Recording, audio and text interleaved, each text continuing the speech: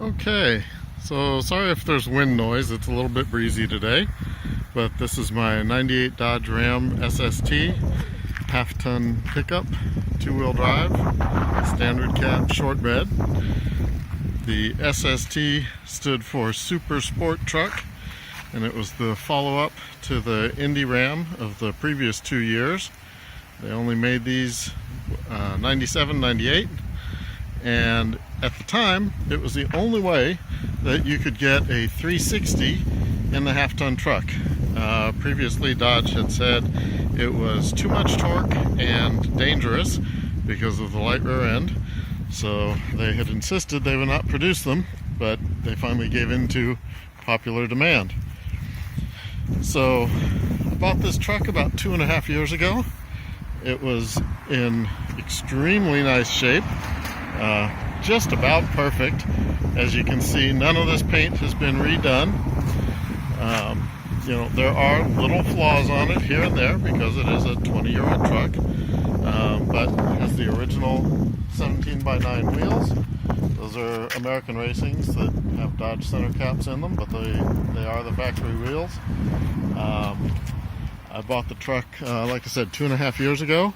It had 75,000 on it at the time. Right now it has about 104.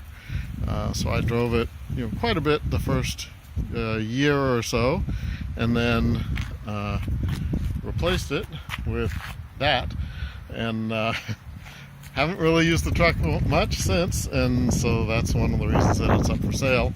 That and starting a new business, and I'm going to use some of the money from the truck to help get that going.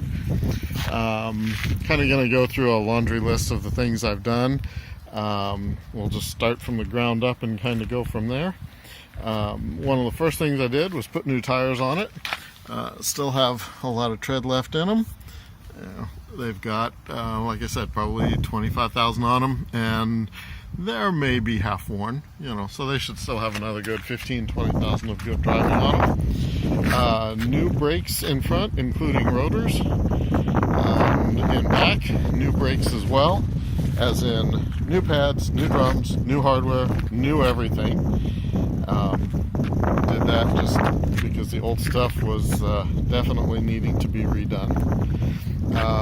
At about 100,000, it was starting to make some noise in the back, and so along with the extra volume differential cover that holds an extra 2 quarts of fluid, I had the rear end rebuilt because the pinion bearing was going, and it got 410 gears and an Auburn posi as well.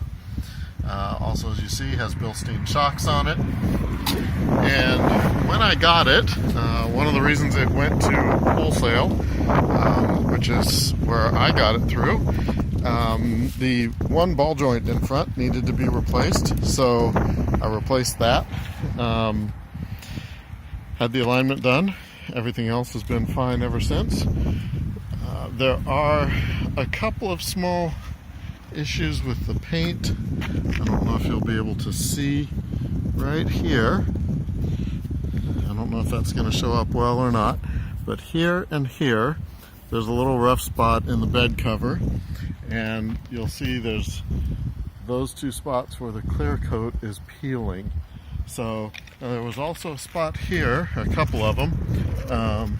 Not sure if that's going to show up on the camera, but I basically gave it a light sanding and a good thick coat of wheel clear coat to take care of that, and it looks much better than it did. It's not perfect, but it looks better than the large size version of that we did have, so I left it at that. Exterior wise, all of the lights have been switched to LED, including the rear third brake light there. I'll go ahead and turn them on. Not sure how well that's going to show up during the day, but yeah, doesn't show up that well during the day. The headlights also are very bright LED. Don't know if that whiteness of that's going to show up. Let me try this side. That side maybe shows up better. But they are crystal white and do an amazing job of lighting the road. I did have some halogen projectors on there, and they just really did not do that well. So yeah, has the wind deflectors on it. The interior, as you can see, is all original.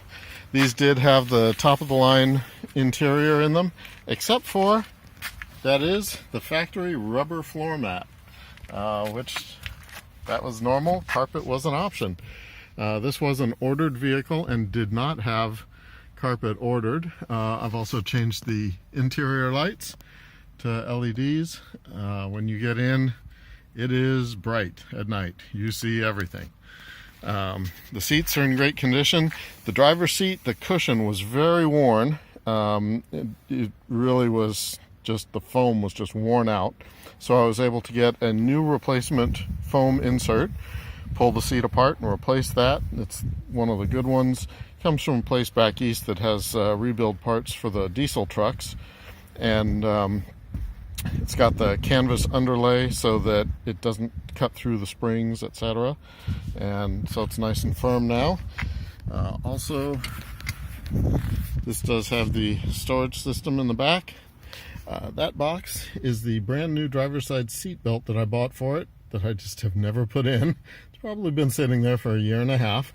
But once in a while, when you go to retract the belt, it doesn't, you know, it's just a little lazy in doing it. So I just went ahead and bought the new belt. Everything, like I said, looks great.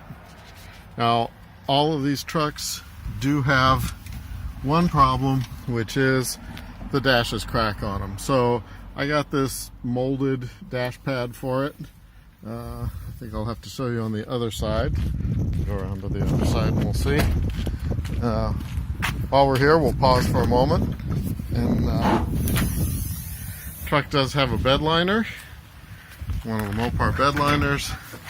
I took it out recently just to double check. There is no rust at all underneath.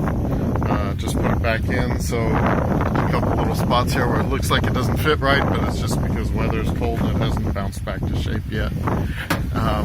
New hatch props for it, and they are firm. There we go. Yeah, sometimes that happens. Open it. Yeah, of course, because I'm taking a video, it doesn't want to close. I'll come back to that later. It does have power mirrors. They are heated and they do work. Let's take a look here at the dash. Yeah, so you can see the dash, you know, is cracked. Has some pieces missing. That's not unusual for these, actually. Here's one of those pieces. That covers most of it right there. But yeah, that's pretty common for these. They pretty much all have them.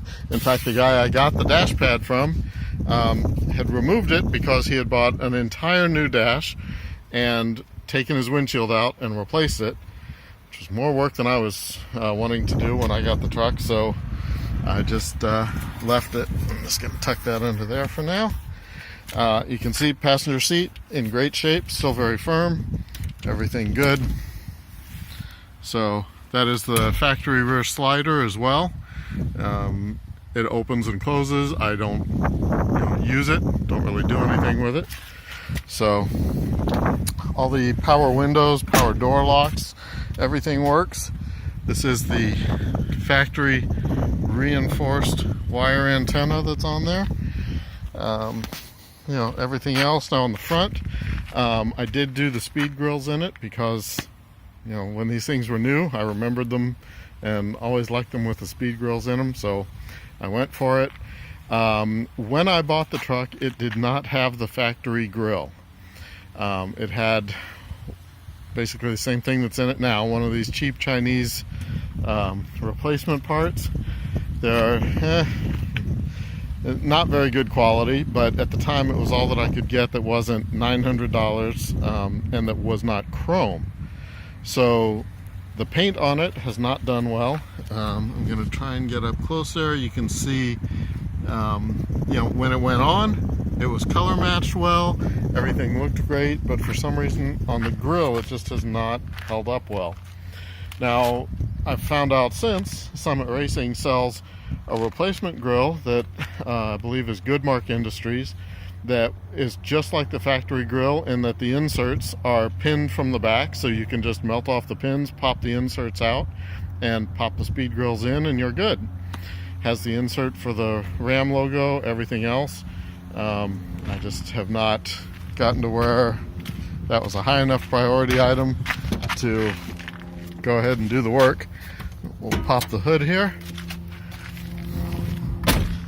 and get to some of the fun stuff. As I said, this is the 360 5.9 Magnum. It did come with the K&N filter setup on it. I have since added a few other things. And also the new master cylinder was part of the brake job. But if you look down here, you'll see these are the JBA Shorty headers. And you can't really see it, but there is a March underdrive pulley down there as well.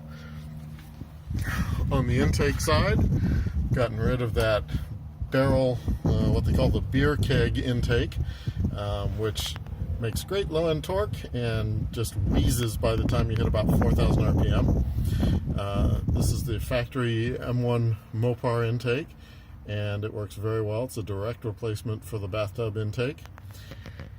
And then hiding under the valve covers, so you really can't see, or let me see if I can, I believe if I pull the oil cap, you'll be able to see a little bit of blue.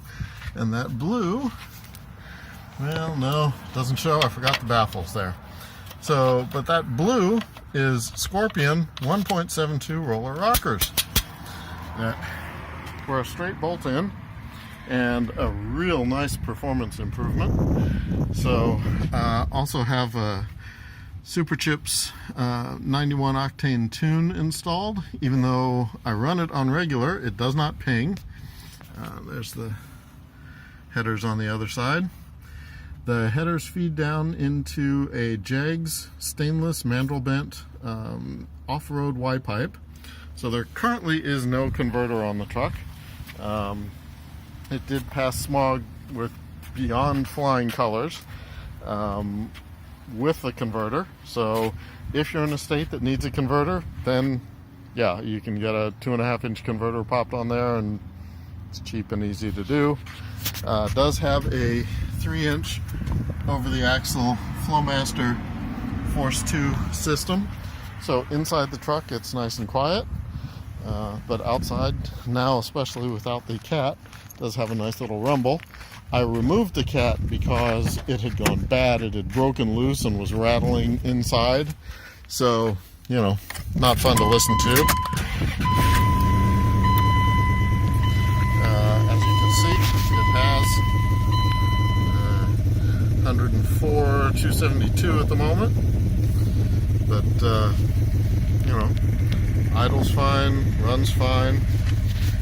All the gauges are in good shape. The AC blows very cold. The only thing wrong inside as far as the dash goes is this AC vent is loose. It's been this way since I got it.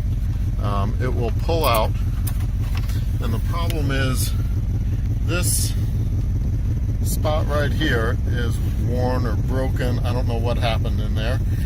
So the vent, you know, if you are in the right spot, the vent will pop out. But generally it's not a problem. I do have another bezel that I bought so that I could get the part off of there. Has the factory radio.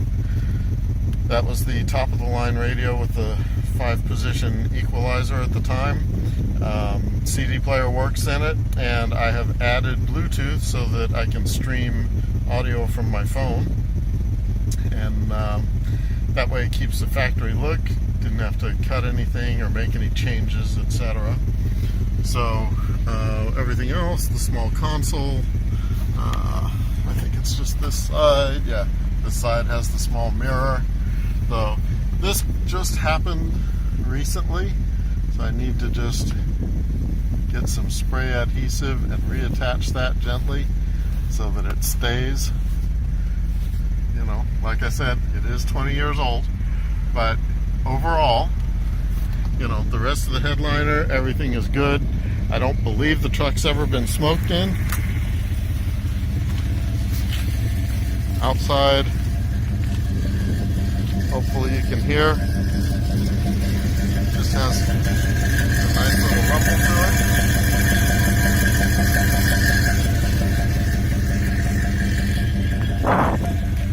But overall, it is in really good shape. I'm trying to point out the little flaws in it because I don't want whoever buys it to say, oh, well, I didn't know about this and I didn't know about that. I'd rather point out the flaws, like on the Ram decal on this side. You see these little spots here in the blue, and that's just happened in the last year or so. I don't know what the cause is of that, but you can buy these brand new now, and so not a problem. I think the AC just kicked on.